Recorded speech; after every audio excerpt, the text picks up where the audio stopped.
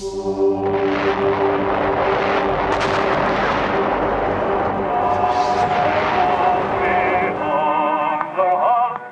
1914, Europe had been at peace for 40 years. Industrial development had allowed Berlin and other cities to enjoy massive growth.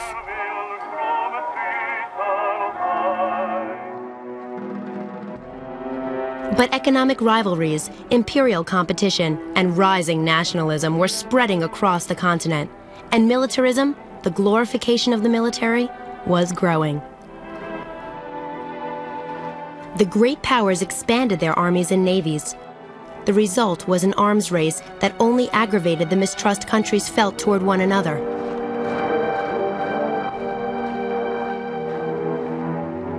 Distrust of each other led the great powers to sign treaties pledging to defend one another if they were ever attacked.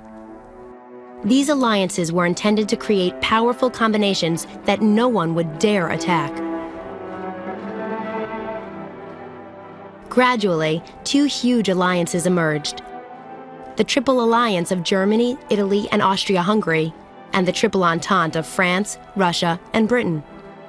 The growth of these rival alliances increased international tensions even more.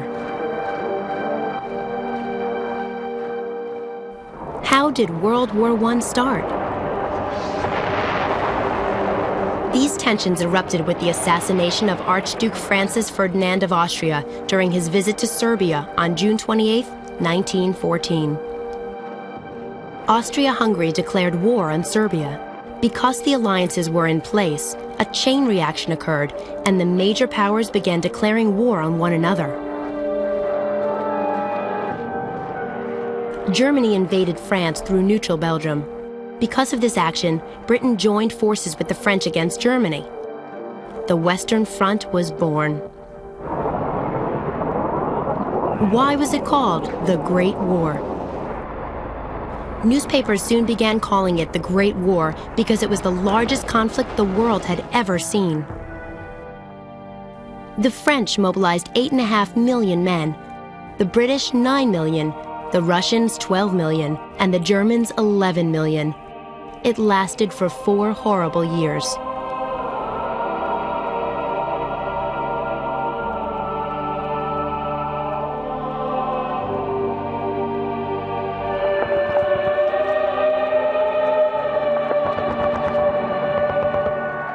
When the war started, people were full of enthusiasm and patriotism. Young men rushed to enlist, and crowds cheered them. But their enthusiasm was short-lived. This was a new kind of war, far deadlier than any fought before.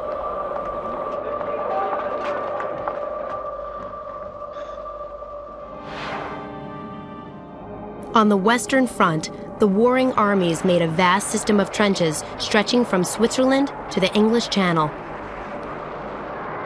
Between the enemy lines was no man's land, an empty stretch of ground filled with bomb craters and barbed wire where no soldier could survive. How did technology change the war? Military tactics had not changed for 100 years, but weapons had made the leap into the 20th century. There were new inventions like machine guns that could fire hundreds of bullets in a minute. Now a single defender could wipe out a whole troop of oncoming soldiers. Artillery could bomb enemy encampments from miles away. The new factories back home could pump out new weapons at an unheard-of rate. And now science, previously seen as a sign of progress, was used for killing. Chemical warfare was also put into use. Poison gas, capable of blinding or even killing, was now part of a soldier's arsenal.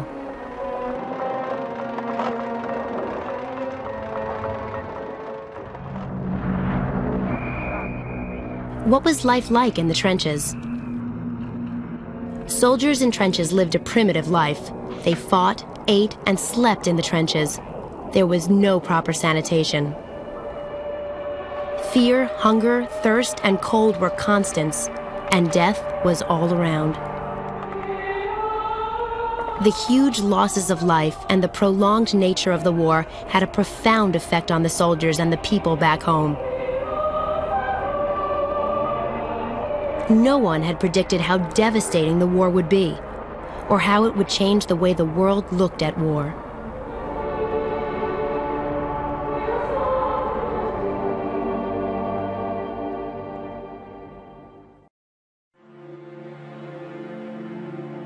Europe during the early 1900s was a land of tension. Nationalism, imperial rivalries, the buildup of huge armies and navies, and a complicated web of alliances helped make Europe a powder keg waiting for a match. That match was lit when Archduke Franz Ferdinand was assassinated in Serbia in 1914.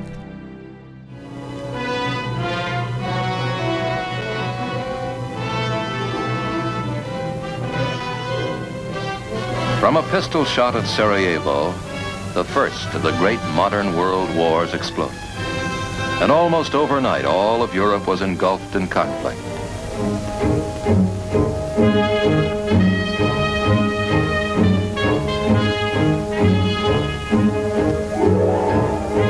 Once the great armies had met head-on, the conflict resolved itself into a desperate struggle to hold this plot of ground, this foot of earth.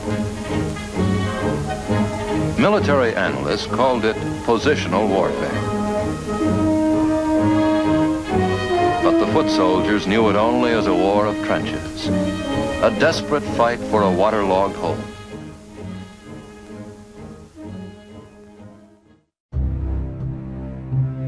The war pitted the Central Powers of Germany, Austria-Hungary, and the Ottoman Empire against the Allied powers of Russia, France, and Britain. The United States tried to stay out of the war. President Woodrow Wilson issued a proclamation of strict and impartial neutrality. Although the United States would not fight the war, the American people began to take sides. The common language and culture shared with Britain, combined with increasing stories of Germany's brutal actions in Belgium, made most Americans favor the Allies. American industries sent supplies to the countries at war across the Atlantic.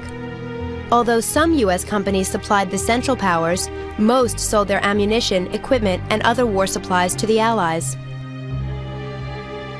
Soon the Germans began attacking shipments from America using a lethal underwater weapon, submarines or U-boats. In 1915, a U-boat sank the British passenger ship Lusitania, which was also transporting ammunition from New York to Britain. 124 Americans on board lost their lives.